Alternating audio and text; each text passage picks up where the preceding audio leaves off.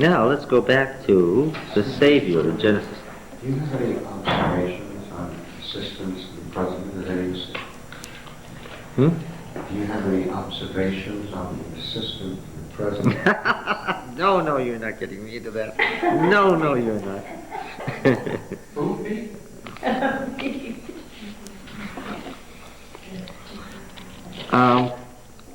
Who is the... Oh, let's go to Leviticus 3. I don't think the Joseph narrative makes much sense until we see where we're headed with this thing. This is one of those places where you have to go on further to understand Leviticus 3. No, let's try Numbers 3. I don't see what I'm looking for in Leviticus 3. And in fact, if I thought about what's in Leviticus 1 to 10, I would have known it wasn't there.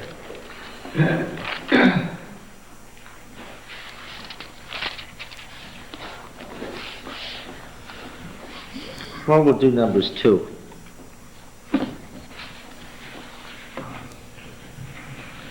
What's the chariot in Ezekiel 1? What's the chariot? What kind of chariot is it in Ezekiel 1? It's a war chariot. It helps to know that. It's a war chariot.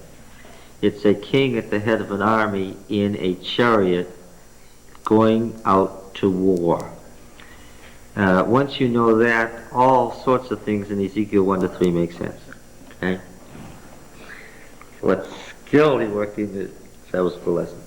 What does that have to do? Well, it has everything to do with the passage under consideration, which is Numbers 2 and 3, and we will discover that that has everything to do with Joseph. Numbers 2 and 3. The Lord said to Moses and Aaron, the people of Israel shall encamp each by his own standard with the ensigns of their fathers' houses. They shall encamp facing the tent of meeting on every side. Okay? So the front doors to the tents were where? All the front doors were where? Facing the sanctuary. What's an ensign? It's a flag. Yes? Okay. Now, I've seen pictures of the sanctuary with the tents of the people right around it, right up to the edge of the white linen curtains that surrounded the court. Have you seen pictures like that? They're wrong. The temple with its courts and the temple in Ezekiel 40 to 48 were based, according to the Talmud, on the original plan of the camp of Israel in the wilderness. Now, the camp in the wilderness was a war camp. This word for thousands, like so many thousands went out, is the word for a military unit. That's why you can't say that 6 million people, or however many it was, came out of Egypt. It tells you how many military units they had. Later on, the word came to mean thousands, and that's how it got translated into so many thousands. Now look, according to Ezekiel, God didn't want the people right up against the sanctuary. That isn't how it was. All right? We'll put the sanctuary in here like this. And we'll put the board around it like this. And then what? And then he had an open space that was about a mile across. Big open space. Big. They weren't near. Where were they? Now see, this isn't drawn to scale, but you get the idea. We're roughly trying to make a square here. And I suppose if we wanted to do it right, we'd do it more like this. Okay? You get the picture? Mm-hmm. All right, now, what's the primary side in the ancient world? North is the prime direction in the modern world. What's the prime direction in the ancient world? East, of course. The sunrise, life. Right? The prime direction is east.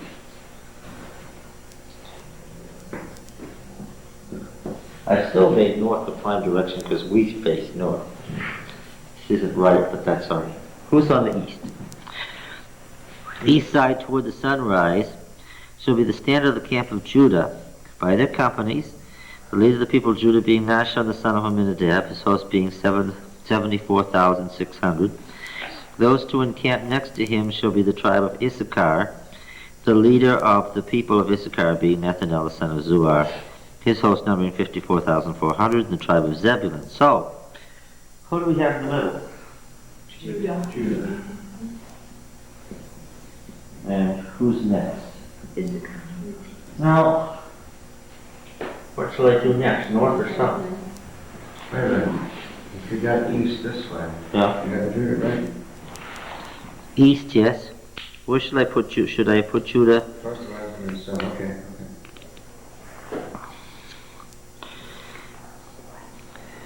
Okay. Next, I'm going to go to Issachar and Zebulun. Is everybody with me? Okay. Now, what's next? South Reuben. South Reuben. And do you see why I'm going to do this? I'm going to put Reuben in the middle. What's the preeminent position among three? Then Simeon, is that right? And then Gad. How am I doing?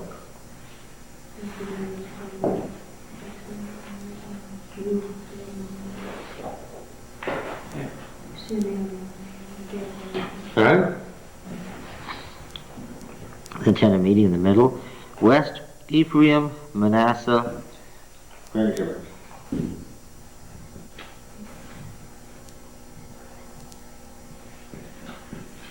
Who are Ephraim and Manasseh? This is Joseph. And who's Benjamin? The other son, The other son of Rachel. Rachel. This is Rachel. Alright. And lastly, Dan, Asher, and Naphtali.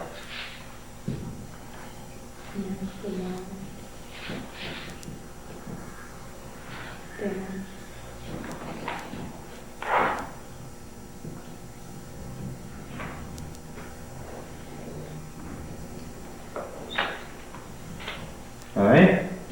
And of course, what stood between the people and God? Levi. The Levitical families. Gershon, Kohath, Merari, and the families of Moses and Aaron. Gershon, Kohath, Merari, and on the east, the preeminent side, the priestly families of Moses and Aaron. Would you say that was a fence? What? Would you say that inner part? What was this? Yeah. This here? Yeah. This is the Levitical family. This is the tribe of Levi. Okay. Why are there 13? Because Joseph is... Two tribes. Okay. And of all the Levites, the priests are the preeminent ones, so they're over here. Judah's symbol is Lion. one. And what are the others? Well, of course, have you heard of the Marc Chagall windows in the Great Temple in Jerusalem? The central temple of Judaism with the 12 standards of the 12 tribes? It's something to see. Ezekiel 1.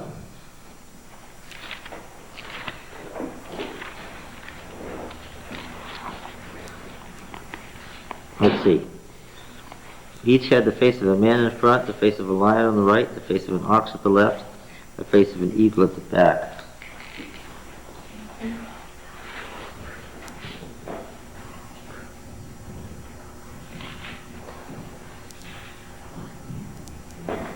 Sure enough, those are some of the designations of what was on the standards.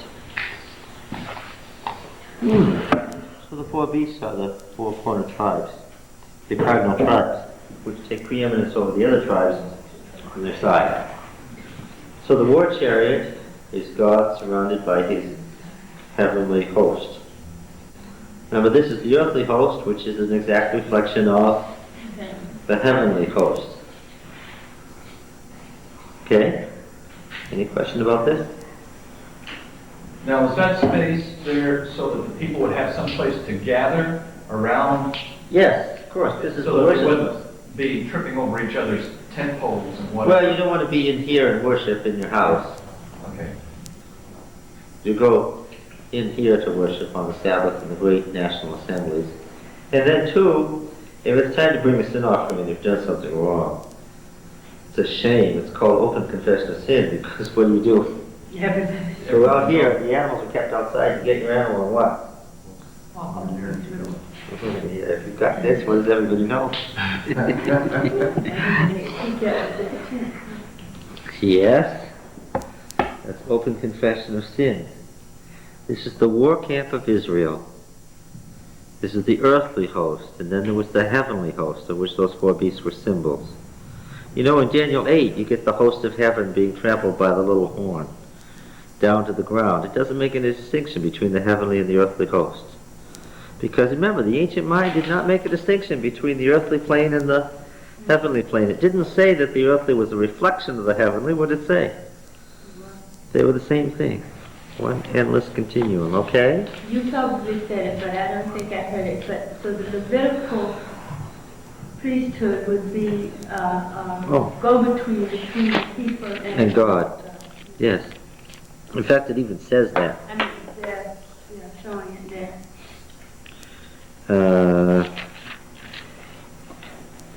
If you read Numbers 3, it tells you specifically that they're to be between God and Israel. If you read the chapter, it says it a couple of times. Let's see. Gershon is behind the tabernacle to the west. Kohath is on the south side. Merari is on the north side. And the priests are on the east. Where is that, John? Numbers 3. And beginning at verse 21 and going through verse 39. Does this help? If you missed this, then Ezekiel 1 to 3 is kind of a mystery, huh? I must admit, I didn't look at the Sabbath school lesson itself. Did it mention this? I didn't look at it. That's too bad. It would have helped. I thought the whole treatment of this first lesson was sort of a waste of time. I wasn't very impressed with that.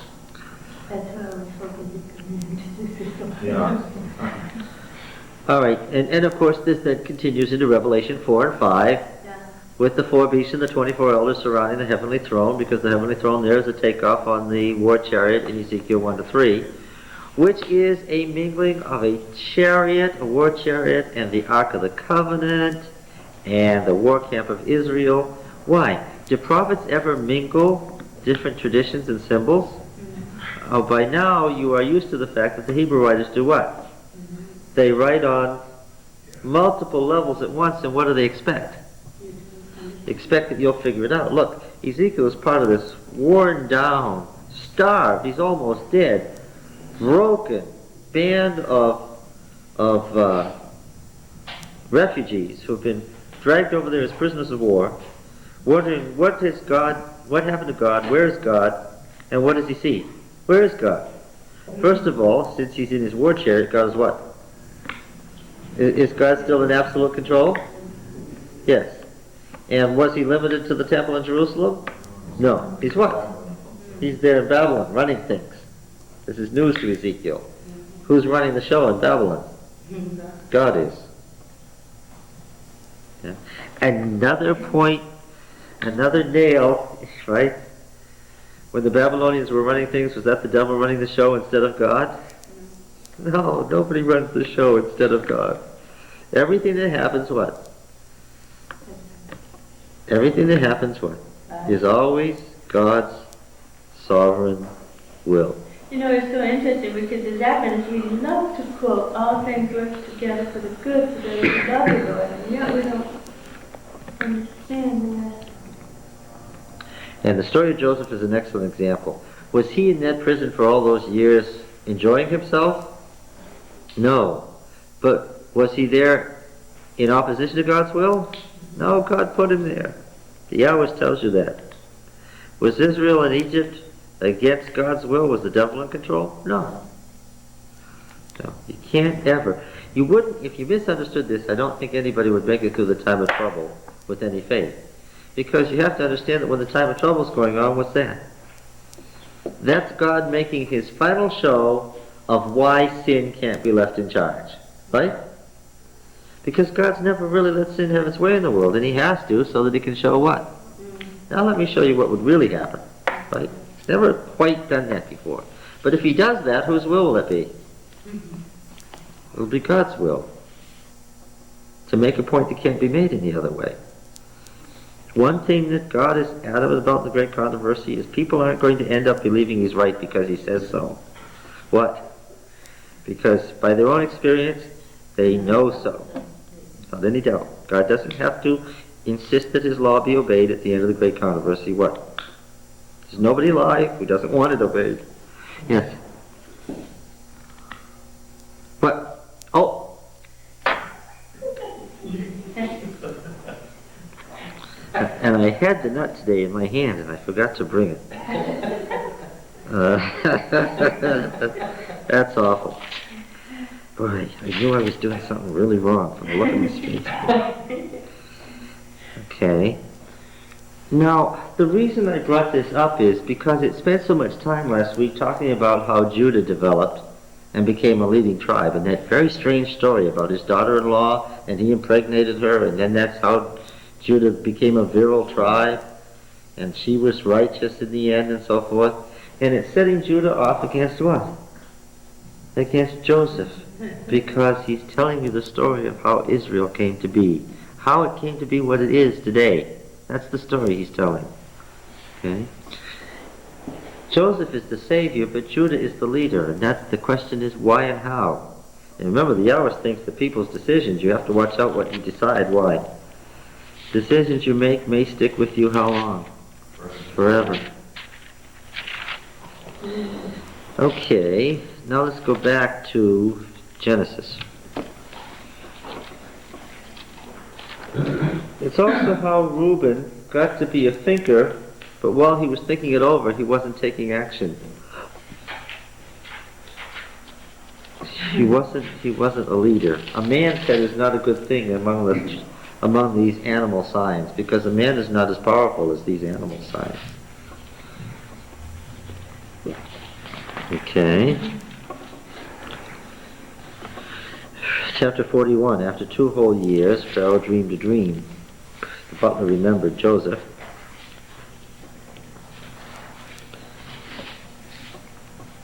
You know, when it says that Joseph shaved himself, no wonder the brothers didn't recognize him. First of all, he'd been a teenager when he went down, and then he was middle-aged when they saw him next. And when he went down, he was probably a typical Semite with lots of hair. And when they saw him next, what was he? He looked like Yul Brynner.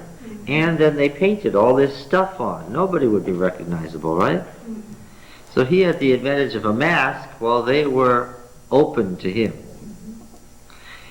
Now you understand that Joseph is the primary symbol of God using someone as Savior. It's not surprising that a lot of the images of Joseph become images of Christ in the New Testament, is it? Yes. Verse 25 is about where we are. Then Joseph said to Pharaoh, "The dream of Pharaoh is a single thing. God has revealed to Pharaoh what he is about to do." Now, why could the Pharaoh accept the idea of one God doing things? Because the Pharaoh was a Semite. This is the period of the Hyksos from about 1730 to 1580 when what's going on? When you have these Hyksos means foreign rulers, where you had this period in Lower Egypt, that is the Nile Delta, where the kingdom was run by Semitic kings who were not Egyptians for 200 years. Remember, this is the intermediate period now. In fact, this is the second intermediate period when Egypt was already very old. Right? I mentioned to you that the pyramids were 700 years old at the time Joseph went to Egypt. They were 700 years old. Nobody knew who built them or how. There were already all sorts of legends as to how they had come to be. Egypt was old.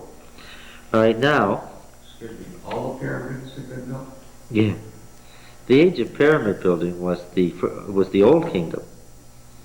There's a lot of story about Jewish slaves hauling the stuff. That's just like the story about how Nero persecuted the Christians in the Colosseum. It has a major flaw. What is that? The Colosseum had been built in Nero's day. A bit of a problem. The Hebrews building the pyramids have the basic problem is the pyramids were very old. They were 1,000 years old by the time that Israel was ready to leave. Oh, that's Hollywood, yeah. Maybe they had to retain.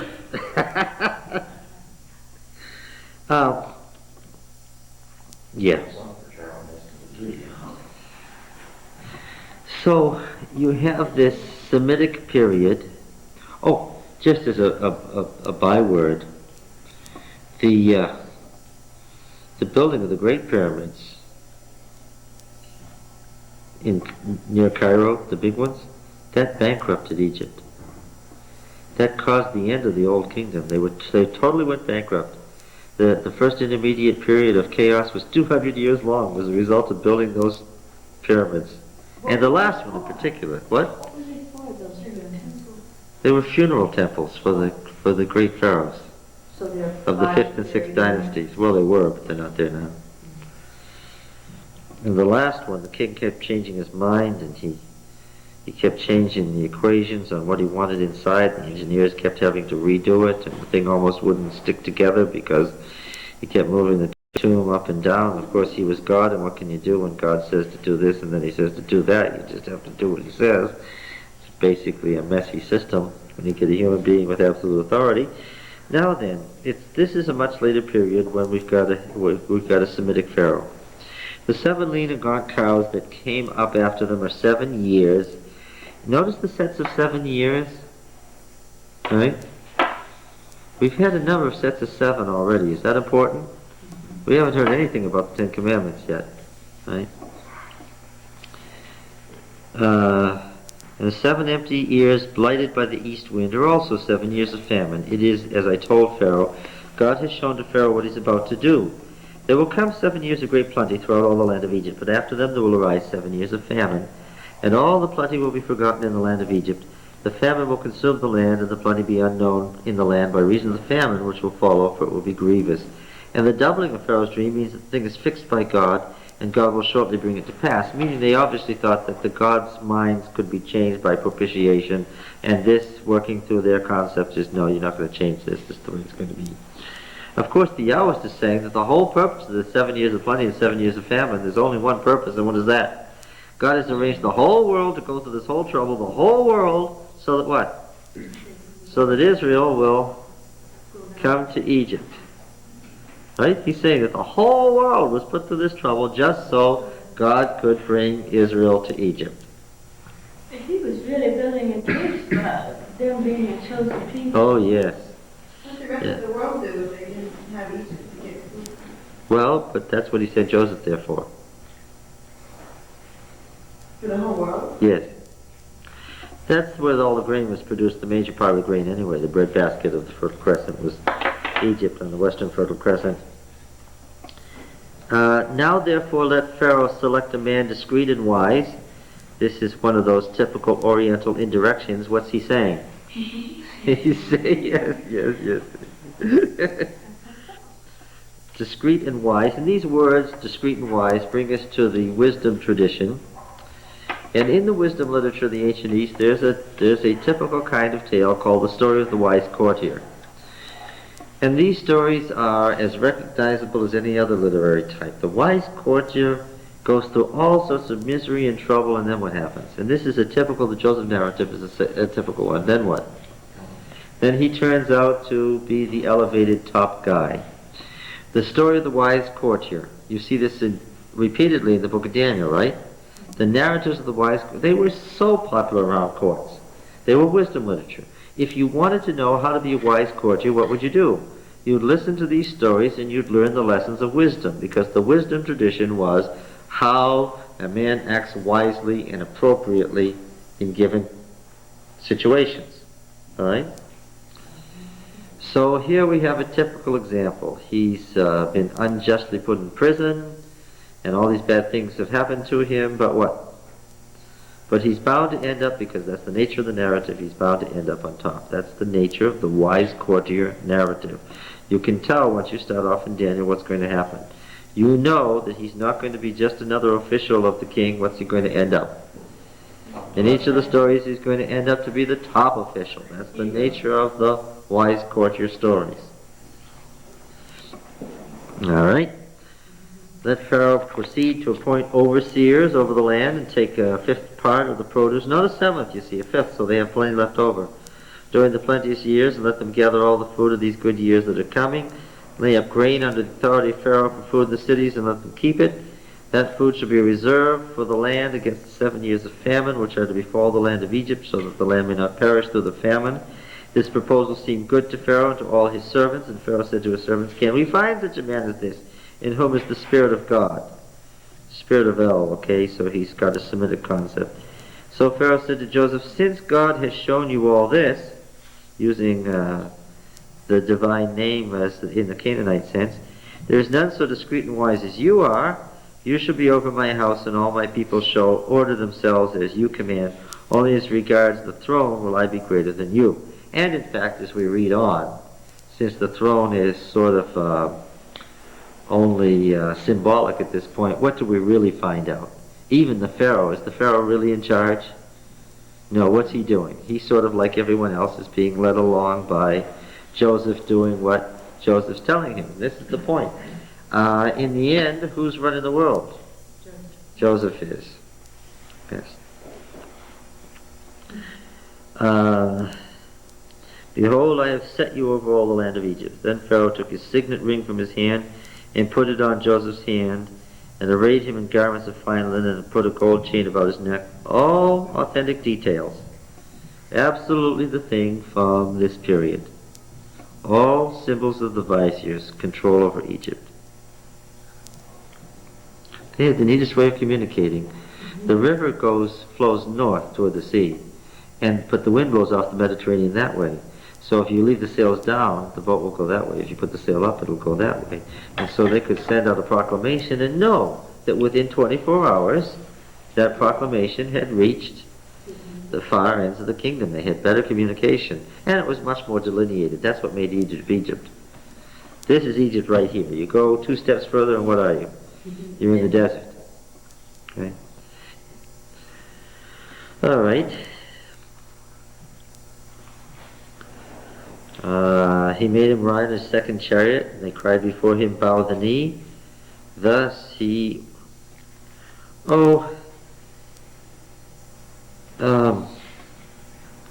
he makes a big point about this is really an Akkadian word that means attention. Mm-hmm. Yeah. Yeah. Not the Hebrew word bow the knee. That again, it's one of the things that shows the antiquity of the book of Genesis is that there's so many old Akkadian words in it that make no sense unless you know the Akkadian. I could probably look it up. What's the significance of on, priest of On? Oh, On is just the name of the city of Heliopolis. Oh. Huh? God or religion or anything. No, Heliopolis was the capital of the sun worship of Lower Egypt. Oh, yes. Potiphar, priest of On? Yes, okay, so in other words, he married the... yes. A good Egyptian name that means the God speaks that he may live. That's what this Zaphanath Paneah means. Okay, so the sun temples and the sun worship. Did you notice that Judah married a Canaanite? And Joseph married an Egyptian? And many of these patriarchs at this point are marrying people from outside the family. Yeah. Again, are all the Hebrews descended from Abraham, according to Genesis? No, what? You'd have to say that technically, in biological descent, only a minority of the Hebrews were descended literally from Abraham. Joseph was 30 years old when he entered the service of Pharaoh, king of Egypt. What do you mean by that? Because the genealogies were intended to establish direct descent. In fact, that was the only purpose of the genealogy. And if you couldn't establish direct descent, you were not a Jew. You were not a Hebrew. Even in Moses' day, you were not a member of the congregation if you couldn't establish your genealogy. But if you were one of those retainers, you might have been called so-and-so's son. Sure. Yeah. But your genealogy would still not, you might be called a son, but the genealogy would not make you a Jew. No, that's right. Except that genealogies, once they became legal, would make you a son and would make you a biological descendant in their minds.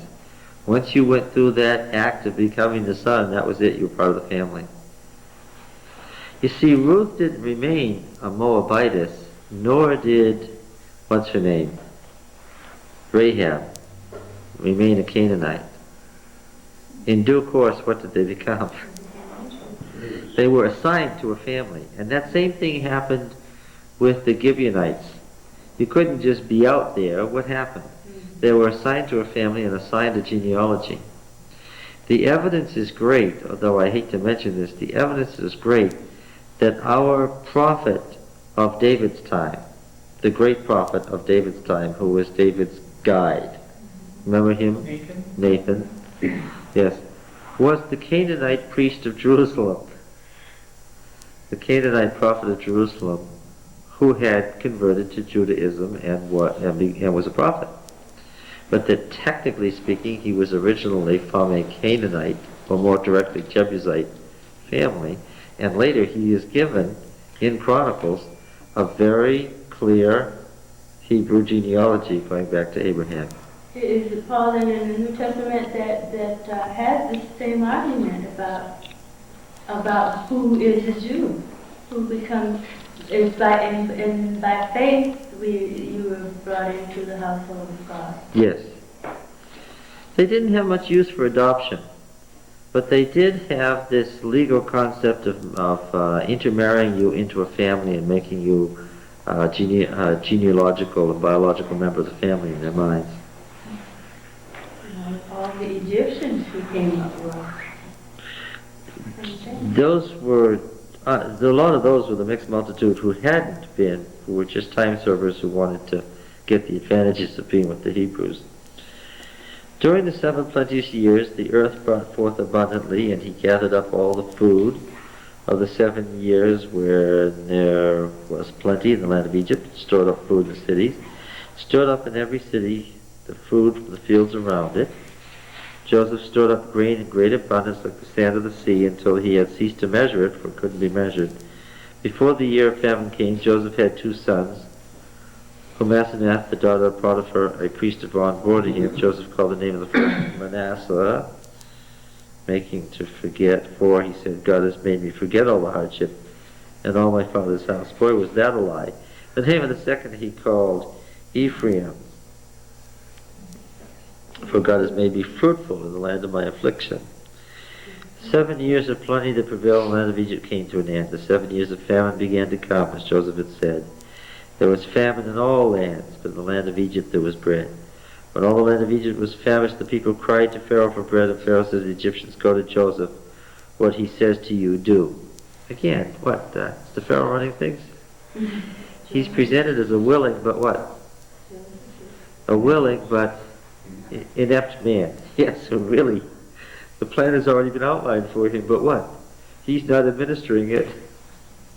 Well, when he acknowledged the fact that he put the one who is really wise over my kingdom, he really gave it over to Joseph. Yes, so all he had to do was sit back. So when the famine had spread over all the land, Joseph opened all the storehouses and sold to the Egyptians, for the famine was severe in the land of Egypt. That's what we all need, is a good Joseph to take care of us. For all the earth came to Egypt, to Joseph to buy grain, because the famine was severe over all the earth. When Jacob learned that there was grain in Egypt, he said to his sons, why do you look at one another? And he said, behold, I've heard that there's grain in Egypt. Go down and buy grain for us there, that we may live and not die. So 10 of Joseph's brothers went down to buy grain in Egypt. That's deliberate. 10, who do you think is missing? But Jacob did not send Benjamin, Joseph's brother, with his brothers, for he feared that harm might befall him. That's the sons of Israel. Notice the shift. Came to buy among the others who came, for the famine was in the land of Canaan. Now Joseph was governor of the land. He it was who sold to all the people of the land, and Joseph's brothers came and bowed themselves before him with their faces to the ground. And of course you recognize the theme. What is that? There's the fulfillment of the dream. Joseph saw his brothers and knew them, and treated them like strangers and spoke roughly to them. Where did he come from? Canaan, to buy food. Joseph knew his brothers, but they didn't know him. And Joseph remembered the dreams which he dreamed and said, "You're spies. You've come to see the weakness, the nakedness of the land." It says literally. You've come to see the nakedness of Egypt. They said, "No, my lord, but to buy food have your servants come. We're all the sons of a single man. We're honest men. Your servants are not spies." He said to them, "No, it is the nakedness of the land that you've come to see." And they said, "We, your servants, are 12 brothers, the sons of one man in the land of Canaan. Behold, the youngest is this day with our father, and one is no more." You understand that irony is one of the favorite writing methods in the East. Right? Joseph said, "It is as I said to you, you're spies. By this you shall be tested. By the life of Pharaoh you shall not go from this place unless your youngest brother comes here.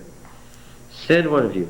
Let him bring your brother while you remain in prison." In other words, he's saying, let's see if your story is true. Let's see if there is this other one.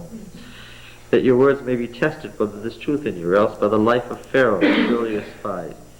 He put them all together in prison 3 days. On the 3rd day, Joseph said, "Do this and you'll live, for I fear God.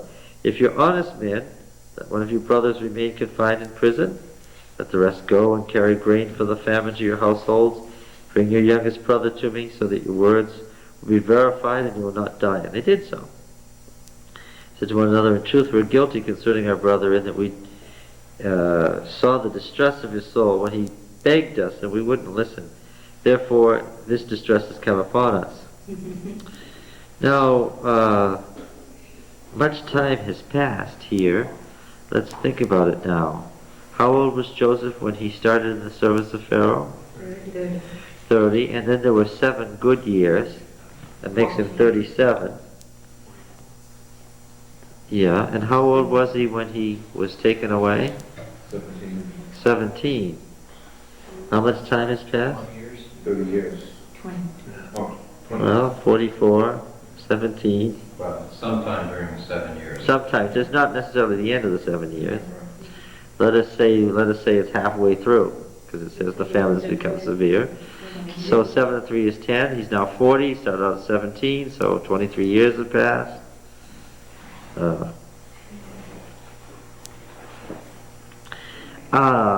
This is amazing. That much time has passed, and what? Now the wild young men are what? They're all older than Joseph. So what is their age? They're old. They're still quite young. They're in their 60s and 70s, but he was one of the youngest. He was the youngest. Except for Benjamin, he was the youngest. So if he's 40, they're what? They're 50 and 60, right? They're not children. From my point of view, I would say they're older. They're older. More mature. Than Joseph, who was in his prime. The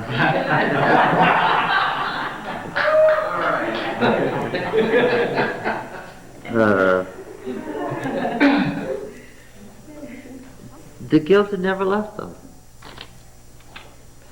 And in fact, it probably got worse. Why? As they got older, Mrs. White makes a very interesting comment on this, and it explains everything. As they got older, they gained more sympathy for their father.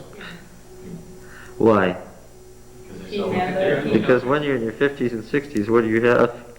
You have children, grandchildren, and great-grandchildren to deal with, and suddenly what? Suddenly they weren't the wild young men anymore. What were they?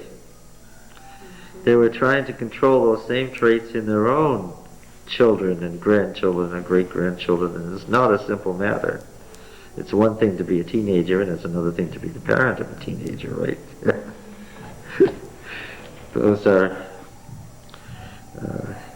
two different worlds, all right? So, now, do they understand what it meant for the loss of their brother? Yeah. And then, of course, they had to watch their father deteriorate Yes, in his old age, because he had never gotten over this. Some things, sometimes people never get over, and this was it. He'd never gotten over this. And the fact that the father had never been able to get over it, how had that affected their guilt? Made it worse. Intensified. Made it much worse. And of course, now there's bitter recriminations, as of course there would be. We're guilty concerning our brother and what the distress of his soul. When he besought us and we wouldn't listen, therefore this distress has come on us. And Reuben answered them, did I not tell you not to sin against the lad? But you wouldn't listen. So now there comes this reckoning for his blood. They didn't know that Joseph understood them. There was an interpreter between them. Then he turned away from them and wept and returned to them and spoke to them.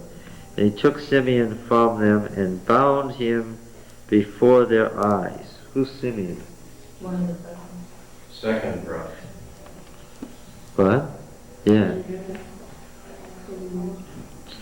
Joseph gave orders to fill their bags with grain and to replace every man's money in a sack to give them provisions for the journey, and this was done. They loaded their asses with their grain and departed, as one of them opened his sack to give his ass provender at the lodging place. Oh yes, that is the Arabic and Semitic word, sack. It's one of those words in English that comes out of the original language. Sack, like camel, a lot of other words are just these ancient words worked right into our language. It's amazing how old some of these words are. Some of the words we use in English were already being written at the dawn of writing in 3100 BC. Same words, 50 centuries later. So the money in the mouth of his sack, and he said to his brothers, my money's been put back. Here it is in the mouth of my sack. At this their hearts failed them, and they turned trembling to one another. What is this that God has done to us? When they came to Jacob the father in the land of Canaan, I would not have wanted to be there when this happened. Would you? This is another one of those horrible scenes. Of course, Benjamin doesn't know what's going on. He doesn't know. He probably doesn't really know what happened. Well, none of them knew what was going on. They can't figure out what's going on. The man, the lord of the land, spoke roughly to us and took us to be spies. He said, we're honest men, not spies. See, they're telling the whole story. What's the purpose of recounting the whole story? The Yahweh doesn't like to waste words. Why does he recount the whole story? He wants to give you the picture of them trying to explain word to their father how this mess could have happened. What are they trying to tell him? It's not anything we did, what? It just happened to us. We did this, and we did this, and we did this, and then this happened, right? They obviously don't want Jacob to think it's their fault that this thing has happened. They're thinking that it is. Oh, of course. You know the old phrase, the person protests too much? What does that mean? Yes, there's too much guilt there. There's too much protestation of innocence here. Because after all, they've never told Jacob what? But worse than that, But one of Benjamin, too. worse than that, he has held them responsible all those years, and they know he's right, even though they can't tell him. he doesn't know. They can't how tell him he's that right. he's right, but they have to feel that he is right, that what happened to Joseph was their fault. They don't dare tell him that it was much more directly their fault, that it wasn't just that they weren't taking care of him. But What a load to carry around for 20 years. I would say they're still acting pretty much like those young men though, or even younger. And still out. Even Yeah. though they're 60 and 50 and... But they're at great pains this time to tell the truth, the whole truth, and nothing but the truth, Yes. and hold nothing back, which is very different.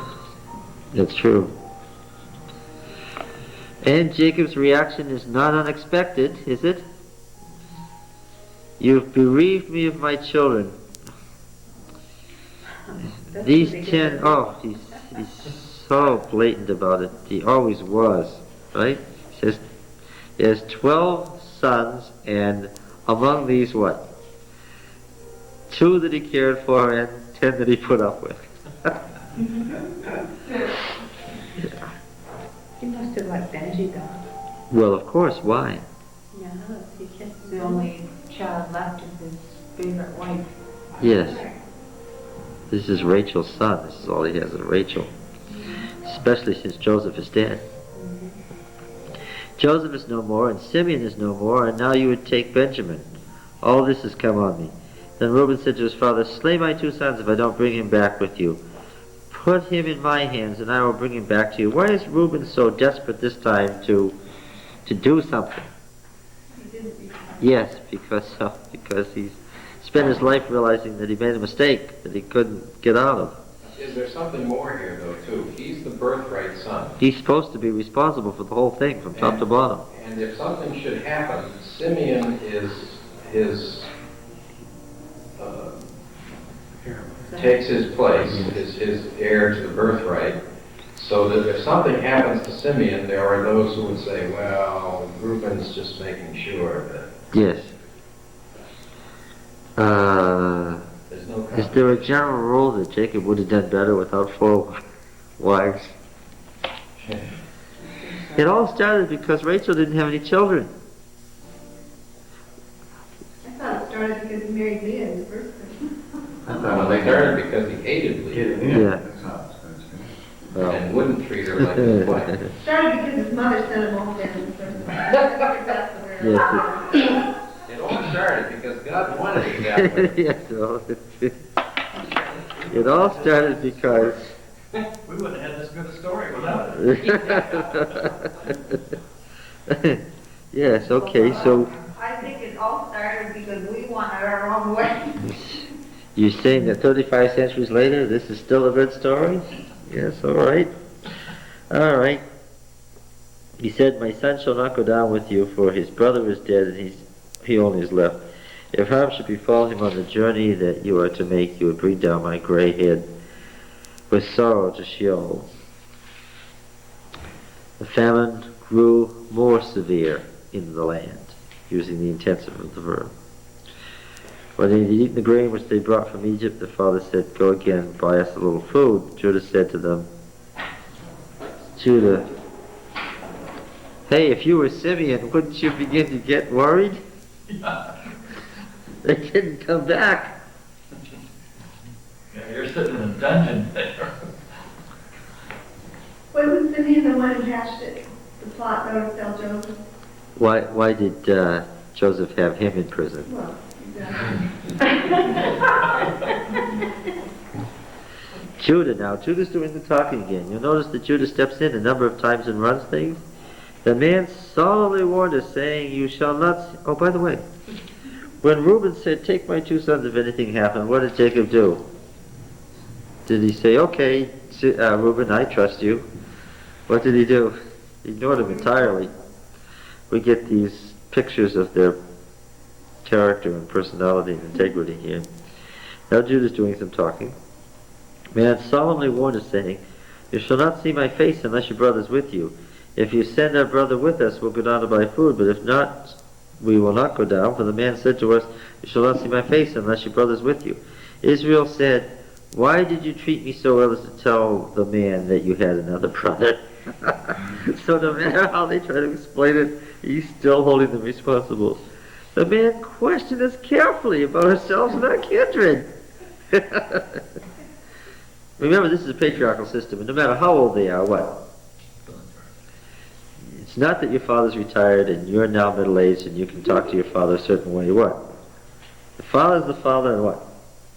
You might as well be teenagers, because what? In the patriarchal system, if the father's talking even if he's 100 years old, what? He's still head of the house until he puts your hand under his thigh. Yes. He asked, is your father still alive? Have you another brother? What we told him was an answer to these questions. Could we in any way know that he would say, bring your brother down? And Judah said to Israel, his father, send the lad with me. We will arise and go, that we may live and not die, both we and you, and also our little ones. See, they're worried about their own children starving. Mhm. Well, why don't they just go? Because in the patriarchal system, what? They can't go unless their father, well, he's an old man, why don't they just kill him? Because to kill your old man would be what? To bring God's everlasting, eternal, and unremitting curse down on your head, right? What? Because if you honor your father and mother, what? You live long, and if you don't, no. But they would have a problem if they had killed him because they could never get along, and so having a leader would be a problem. Yes, that's true. You know, you go back to the story, it's not Simeon who hatched the plot to sell Joseph. It's Judah. Judas hatched the plot to sell him because he was trying to do what? Save him. Keep him alive. Yes. That was Simeon. Joseph obviously saw that as not a very good thing, but at least what? A real attempt to save his life, and he respected that. Now look, Reuben offered to be a surety in his sons, and what did Jacob do? He ignored it. Judah said, send him with me. Put him in my hand. Require his life for me. Okay? I will be surety for him. Of my hand you shall require him. If I do not bring him back to you and set him before you, then let me bear the blame forever. For if we had not delayed, we would have returned twice. Then their father Israel said to them, if it must be so, then do this. Take some of the choice fruits of the land in your bags and carry down to the man a present, a little balm and a little honey, gum, myrrh, pistachio nuts, and almonds, meaning that they were still, it was a desperate famine, but was Jacob's family the poorest of the poor? No, they weren't peasants, what? They still had stuff. But they didn't have flour. I mean, that's... No, they didn't have the, Basic. they didn't, yeah, They didn't have the basic. they didn't have the staples. Yeah. Well, also, travel was so slow that if they didn't start 3 months before they ran Yeah. out, Yeah, that's right. it was too late. That's right. Take double the money with you. Carry back the money that was returned in the mouth of the sacks. Perhaps it was an oversight. Take also your brother and arise and go to the man, and may El Shaddai grant you mercy before the man, that he may send back your other brother and Benjamin. If I am bereaved of my children, I am bereaved. Now, again, take note. Who did Jacob listen to? Judah. Judah. Who did he not listen to? Reuben. Well, Reuben should have prevented what happened to Joseph. Regardless of whatever happened, it was Reuben's responsibility to prevent it happening. Jacob doesn't have to say it. Who does he hold most responsible? Reuben. Never, Reuben. Reuben probably never had preeminence again, because how could he have preeminence among his brothers when his father was running him down? Because the father was constantly angry over what? The fact that Reuben had let Joseph die. And around it went. What a story. They rose and went down to Egypt and stood before Joseph. Joseph saw Benjamin with them. He said to the steward, bring the men into the house and slaughter an animal, make ready, for the men are to dine with me at noon. The man did as Joseph bade, and they brought the men to Joseph's house. The men were afraid, because they were brought to Joseph's house, and anybody would be. He said, it's because of the money, which was replaced in our sacks the first time that were brought in, so that he may seek occasion against us to fall on us, and make slaves of us, and seize our asses. So they went up to the steward of Joseph's house, spoke with him at the door of the house, and they said, oh my lord, if we come down the first time to buy food, when we came to the lodging place, we opened our sacks. It was every man's money in the mouth of his sack. Our money was full weight. We brought it again with us. We brought other money down in our hands to buy food. We don't know who put the money in our sacks. We replied, rest assured, don't be afraid. Your God, the God of your father, must have put treasure in your sacks for you. I received your money. Then he brought Simeon out to them. And when the man had brought the men into Joseph's house and given them water, and they had washed their feet, and when he had given the asses provender, they made ready to the present for Joseph's coming at noon, for they heard that they should eat bread there.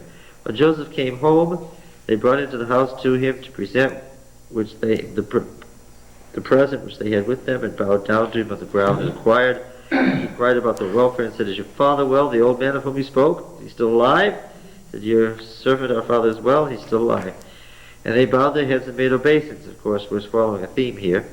He lifted up his eyes and saw his brother Benjamin, his mother's son, and said, Is this your youngest brother of whom you spoke to me?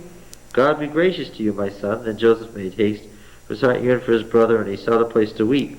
And he entered his chamber and wept there. And he washed his face and came out, and controlling himself said, let food be served. They served him by himself, and them by themselves, and the Egyptians who ate with him by themselves, because the Egyptians might not eat bread with the Hebrews, for that is an abomination to the Egyptians.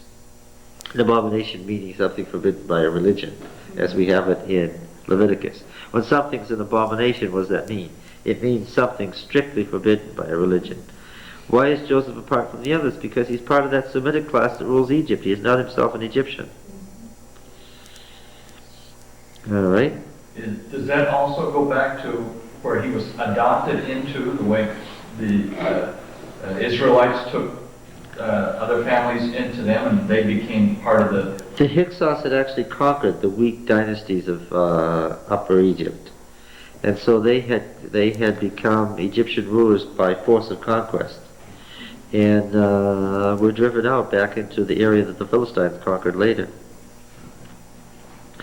They sat before him, the firstborn according to his birthright, and the youngest according to his youth. And the men looked at one another in amazement. Joseph had ordered them according to their births. That must have been the shock. Yeah. That one must have been a tough one as well. Portions were taken from Joseph's table. Benjamin's portion was 5 times as much as any of theirs. Oh, I get this. Why 5 times as much? He's got a second portion for each one of the 4 elements of the family, making him the firstborn all the way around. Oh, Joseph is really laying it on here, isn't he? Yes, he is really. This is turning the screw and twisting the knife all at once, isn't it? Yes, too. How will they react? Oh, Will they yes. Yet reveal themselves to be what they were. Yeah, he wants to see how they're going to really be. changed. Yeah, especially wants to see how they react to the fact that he gives preeminence to his brother Benjamin, when they were so angry at the preeminence that his father gave to him. Right? Then he commanded the steward of his house, fill the men's sacks with food, as much as they can carry, and put each man's money in the mouth of his sack, and put my cup, the silver cup, in the mouth of the sack of the youngest with his money for the grain. He just really, and he did as Joseph told him. As soon as the morning was light, the men were sent away in their asses. When they had gone but a short distance from the city, Joseph said to the steward, up, follow after the men, when you overtake them, say to them, why have you turned evil for good? Why have you stolen my silver cup? Is it not from this that my Lord drinks, and by this that he divines? You've done wrong in so doing. When he overtook him, he spoke these words, and said to him, why does my Lord speak such words as these? Far be it from your servants that they should do such a thing. Behold, the money which we found in the mouth of our sacks we brought back to you from the land of Canaan. How then should we steal silver or gold from your Lord's house? With whomever of your servants it be found, let him die, and we also will be my Lord's slaves. He said, let it be as you say. Wrong thing to say. He with whom it is found shall be my slave, and the rest of you shall be blameless. Every man quickly lowered his sack to the ground. Every man opened his sack. As they searched, beginning from the eldest and ending with the youngest, the cup was found in Benjamin's sack. Then they rent their clothes, and every man loaded his ass and returned to the city. When Judah and his brothers, did you catch it? Judah and his brothers came to Joseph's house. He was still there. They fell before him on the ground. See, this isn't a dream that gets fulfilled once. What? This gets fulfilled over and over again, yes. What deed is this that you've done? Do you not know that such a man as I can indeed divine? And of course it appears that way by what he's known about them and done so far. What shall we say to my Lord? What shall we speak? Or how can we clear ourselves? God has found out the guilt of your servants. Behold, we are my Lord's slaves, both we and he also in whose hand the cup was found. But he said, far be it from me that I should do so. Only the man in whose hand the cup was found shall be my slave. But as for you, go in peace to your father. In other words, what does he want? He wants Benjamin to stay and what? And all of them, he say, no, you don't need to be slaves. You go back to your father. What? Yes. Now Judah is speaking. Of course he has to speak. He spoke to his father and said, I'm going to take care of him. Now what? Judah went up to him and said, "Oh, my lord, let your servant, I pray you, speak a word in my lord's ears, and let not your anger burn against your servant, for you are like Pharaoh himself." My lord asked his servant, saying, "Have you a father or brother?" And we said to my lord, "We have a father, an old man, and a younger brother, the child of his old age, and his brother is dead. He alone is left of his mother's children, and his father loves him." Then you said to your servants, "Bring him down to me, that I may set eyes on him." We said to my lord, "The lad cannot leave his father, for if he should leave his father would die." Then you said to your servants, "Unless your youngest brother comes down to you, you shall not see my face again." When we went back to your servant my father, we told him the words of my lord. And when our father said, "Go again, buy us a little food," we said, "We cannot go down." If our youngest brother, now what's he doing again? Why? Now the Yahweh wants us to see what? Judah justifying himself and his actions to Joseph. Right? He doesn't go for repetition unless he wants to make a point. But it's the truth, the whole truth, and nothing but the truth again. They're not dissembling even the teeniest bit. No, that's right. Nothing is- And I can also tell something else. He's talking about the history of Israel. Who's the leader and who's stepping into the crisis and who's taking the action and saying, "This is the way, this is what I've got to do." It's Judah. All right.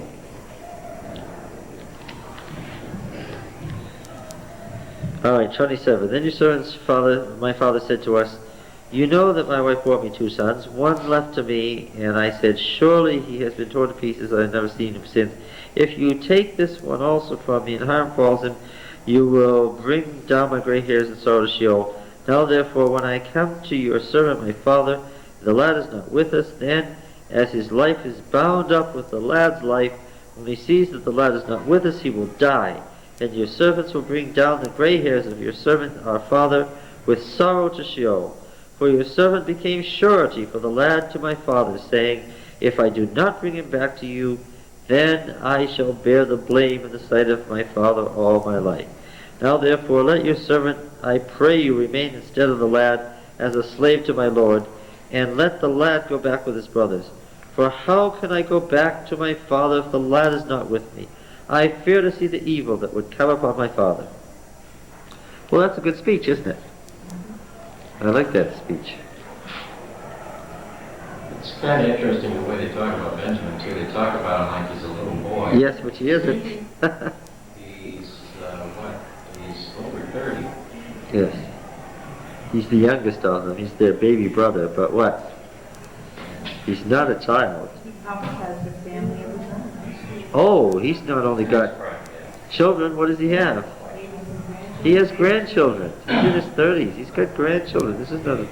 And I can sense when I go to visit my brother, they still believe that kid brother who hasn't grown up and has to think like it. Oh, yes, that pattern is formed. There's no question about it. Now, was there ever going to be any rivalry between Judah and Joseph? Ephraim and Manasseh were the center tribes of what? Of the northern kingdom, and Judah of the southern kingdom. Northern kingdom was called Ephraim. Was called Ephraim in a lot of places, that's right. Joseph could not control himself before all those who stood by him, and he cried, "Make everyone go out from me." No one stayed with him when Joseph made himself known to his brothers, and he wept aloud so that the Egyptians heard it, and the household of Pharaoh heard it. And Joseph said to his brothers, "I am Joseph. Is my father still alive?" But his brothers could not answer him, for they were dismayed at his presence. Now this should have been good news, but what? It's not good news. Not good news. This is worse than this is worse than Esau coming with 400 men. This is the man who's got all the power in the world, and oh, they must have felt just about as bad as a human being can feel at that moment. What translation is dismayed? My mind is terrified. Yeah, this is the RSV. Mine says dumbfounded. Probably all of the above. Yes, right.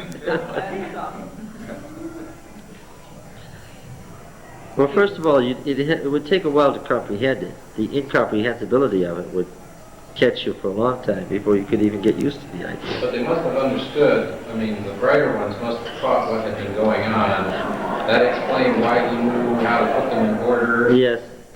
The thing about about Benjamin and everything, and surely they must have said, uh-oh, now what? Dismayed, I think, is Come near to me, I pray you. heard all their confessions now. And they came near. He said, I am your brother Joseph, whom you sold into Egypt. Well, this is the second time he said who he was. And now do not be distressed or angry with yourselves, because you sold me here. For God sent me before you to preserve life. And there's the key phrase. You understand that as the theme. And now we find out how long it's been, too, because it's only been 2 years of famine. Okay, so that's 9 years. So he's 39. Okay.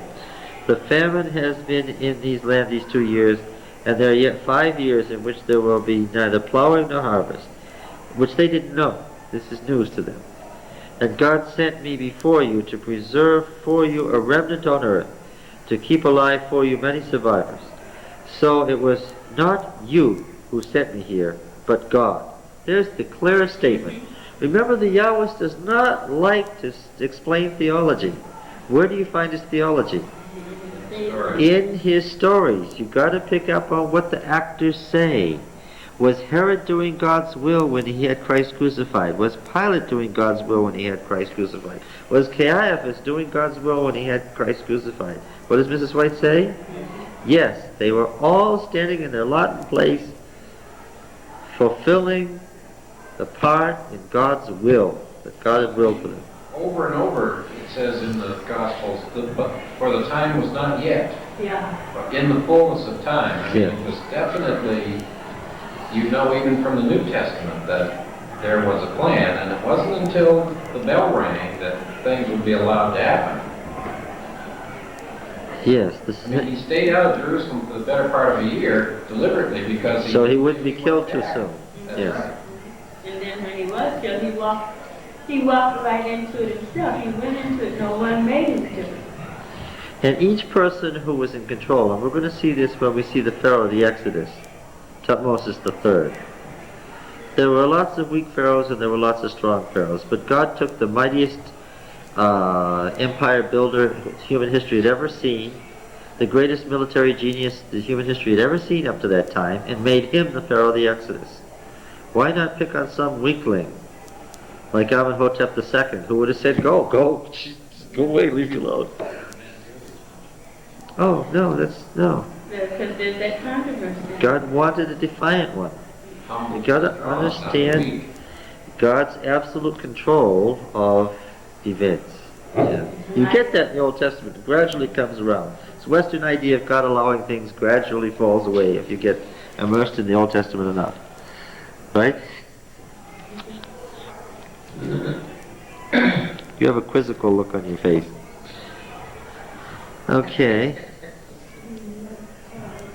So it was not you who sent me here, but God. This is theology, plain and simple, straightforward. And he has made me a father to Pharaoh, and lord of all his house, and ruler over all the land of Egypt. Joseph doesn't have any misconceptions about his control. What? He doesn't think he's the assistant to the Pharaoh. What does he think? His father. He thinks he's the father to the Pharaoh. He tells him what to do. This is an old concept too. I mean, the monarch appointing an absolute dictator. I mean, that was not new with the pharaohs, and it would continue right into the 19th century in Japan with the shogun. That's right. That's right.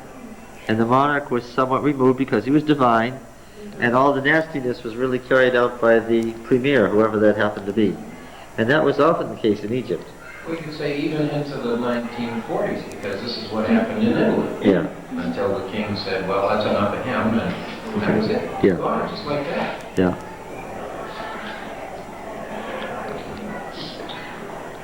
Make haste and go up to my father and say to him, thus says your son Joseph. That's enough to kill Jacob right there. You wonder where his son's up to now. God has made me Lord of all Egypt. Come down to me and do not tarry.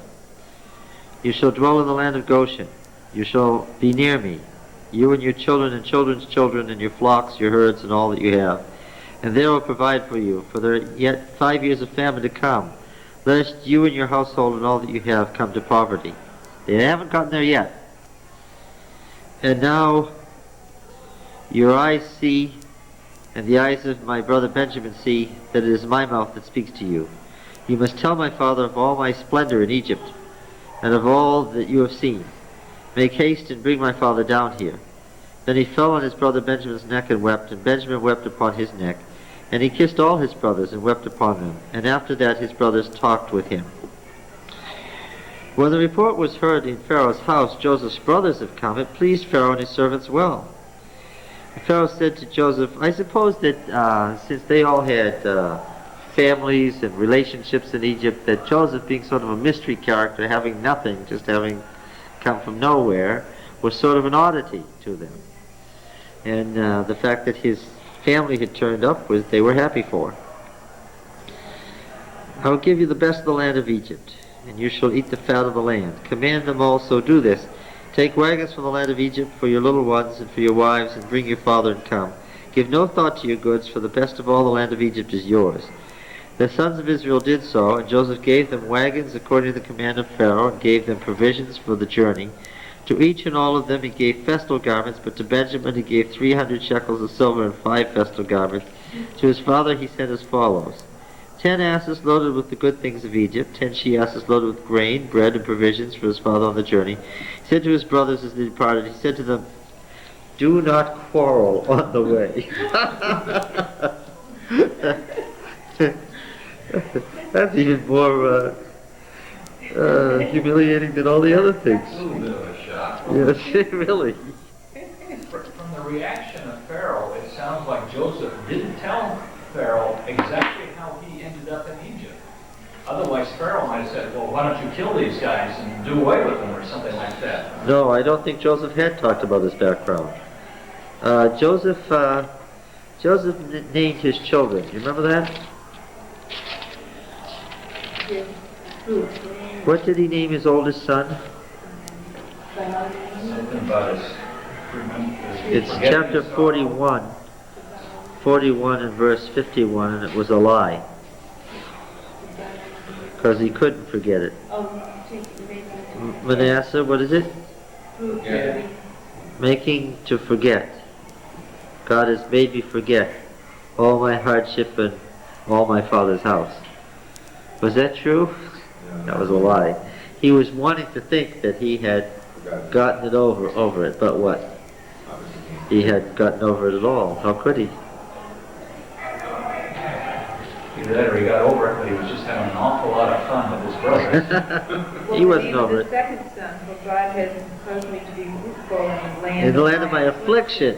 Yes, the land of my affliction. How could you say that you had forgotten when you're already the ruler of the land and you still call it the land of your affliction? Well, he probably was angry with his brothers all that time. Oh, isn't that obvious? Now his anger is, yeah. No, I don't think so. I think he came to grips with it. Yeah, he's probably now, Is the table still or in motion?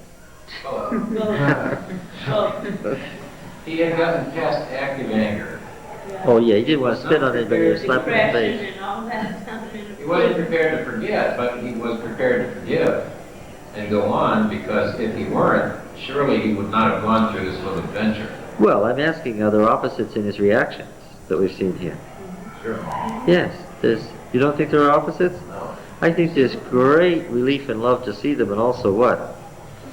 It's a great deal of struggle with how he should see these guys who had done what they'd done to him. On the one hand, he believes with all his mind that it really wasn't their fault, was it? Because what? It was God's will. On the other hand, what? But for 13 years he was in prison. Yes, it had happened. I don't know, it seems to me like... You don't see mixed emotions? No, I don't see that. What I see is a guy who has so cleaned up his act that he is able, without prejudice, to test his brothers fairly. Oh yes, he was fair about it. I agree with you. I don't see any hint of anger or malice here at all in this story. No, but when he was naming his children, you know, it's what I mean, he told them right up front, I am a judge. Well, do you think he was joking when he said, don't fight on the way home? He played a pretty bad trick on him, Jack. Yeah. Did that put them through real emotional turmoil? He put them through a real ring.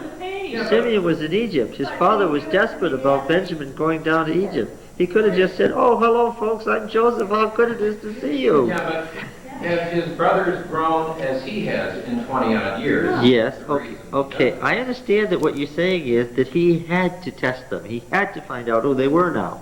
Because if they couldn't be trusted, he needed to know it. But on the other hand, the way he named his children and the way he made comments on this, I don't think he had all one feeling about what had happened.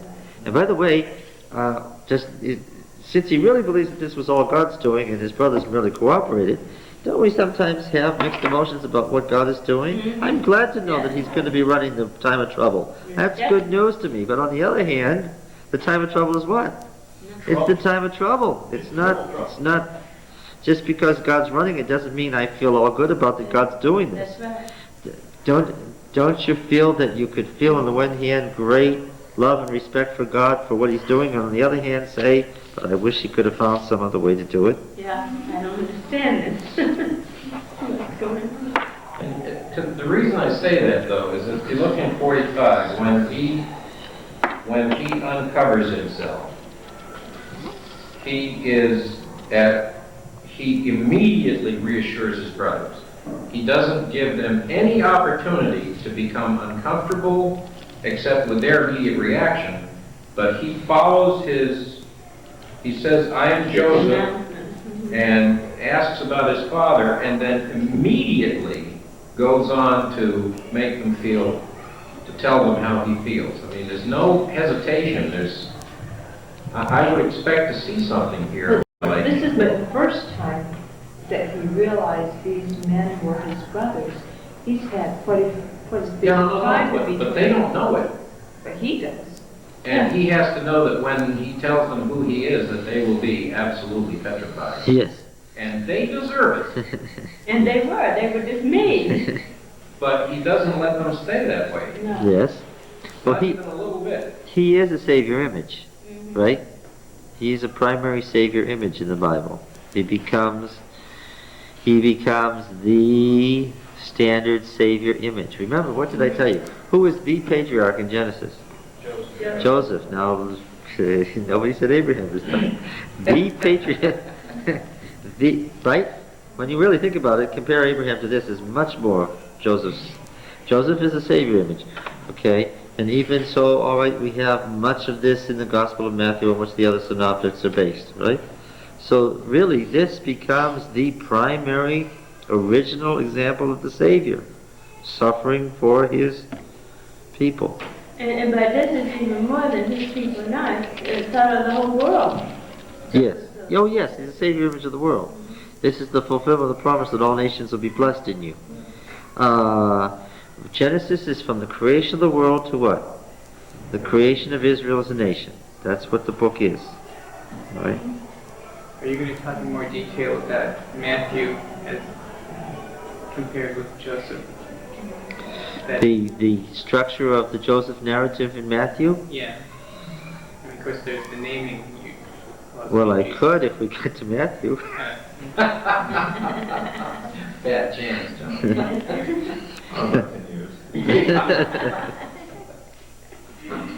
We're rushing through. We're already near the end of Genesis. If we don't keep stopping to go to Revelation, we can get through this. Let's see. Do not quarrel on the way. Verse 25. So they went up out of Egypt and came to the land of Canaan to their father Jacob, and they told him, Joseph is still alive, and he's the ruler over all the land of Egypt. And his heart fainted. He did not believe them. I understand. But when they told him all the words of Joseph, which he had said to them, when he saw the wagons which Joseph sent to carry him, the spirit of their father Jacob revived, and Israel said, It is enough. Joseph, my son, is still alive. I will go and see him before I die.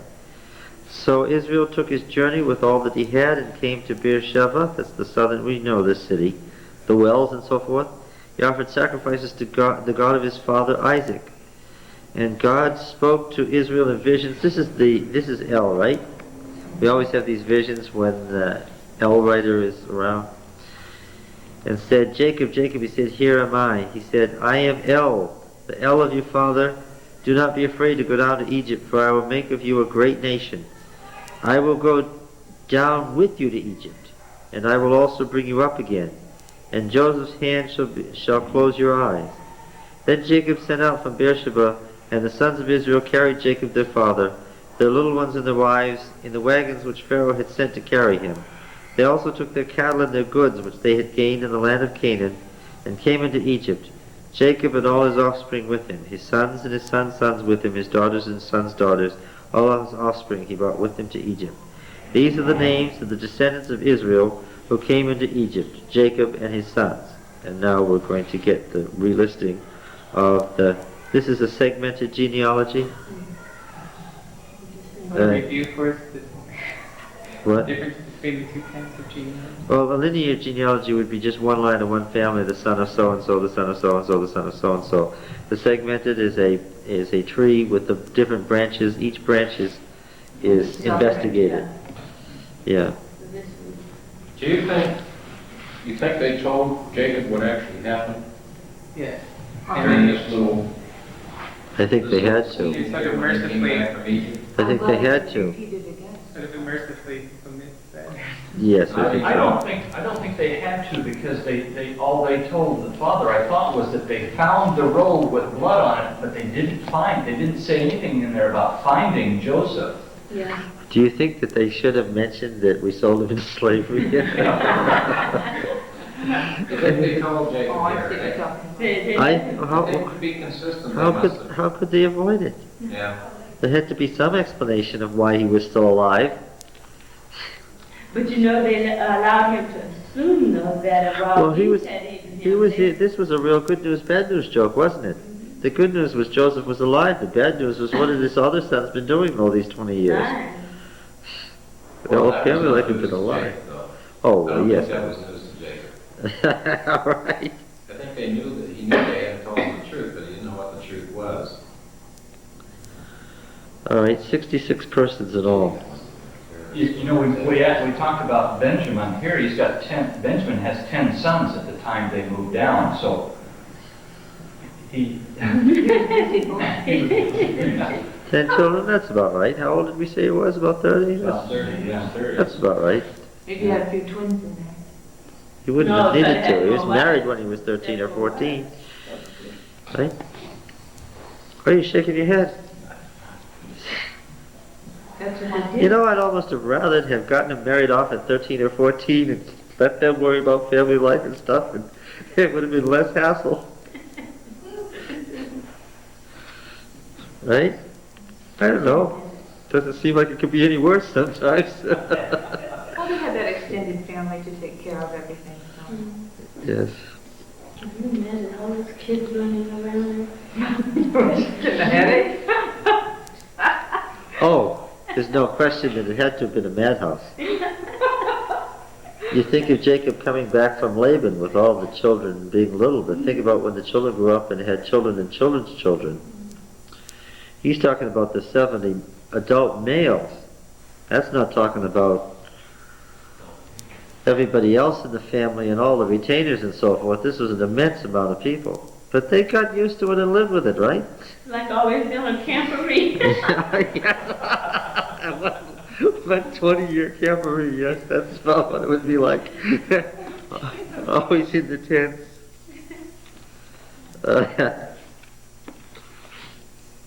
You think that that would have been well developed to either drive you mad or develop patience in you? You get used to pulling up the stake and moving all the time like the Ringling Brothers. Oh, this isn't the worst of it. Can you mention the Exodus?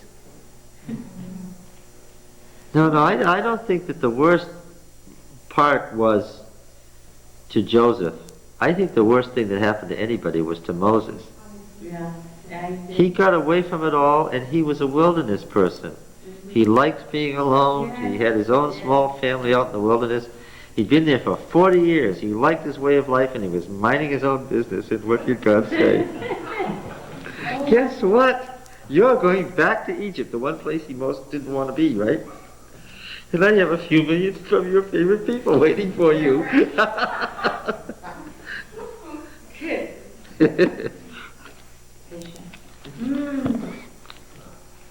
tried hard not to go back, too. Yeah, He really did. that was, What can you do with leprosy and vipers and stuff?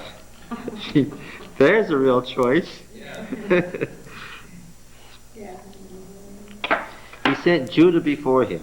And again, we see the position of Judah. To Joseph to appear before him in Goshen, and they came into the land of Goshen. Then Joseph made ready his chariot, went up to meet Israel his father in Goshen, and presented himself to him, and fell on his neck and wept on his neck a good while. Israel said to Joseph, Now let me die, since I have seen your face, and know that you are still alive. And Joseph said to his brothers and his father's household, I will go up and tell Pharaoh, and I will say to him, My brothers and my father's household, who are in the land of Canaan, have come to me. And the men are shepherds, for they have been keepers of cattle, and they brought their flocks and their herds, and all that they have. When Pharaoh calls you and says, What's your occupation? Say, Your sons have been keepers of cattle from the youth till now, both we and our fathers, in order that we may dwell in the land of Goshen, for every shepherd is an abomination to the Egyptians. So he was getting them the good area by saying, You don't want me, you don't want us in the Nile Valley. You want us out here in the Delta. Where Israel stayed. Israel never did go into the Nile Delta. They never were in Upper Egypt. They were in the Nile Delta. That's where the Exodus started from and proceeded from. All right, our time is gone again. Bye.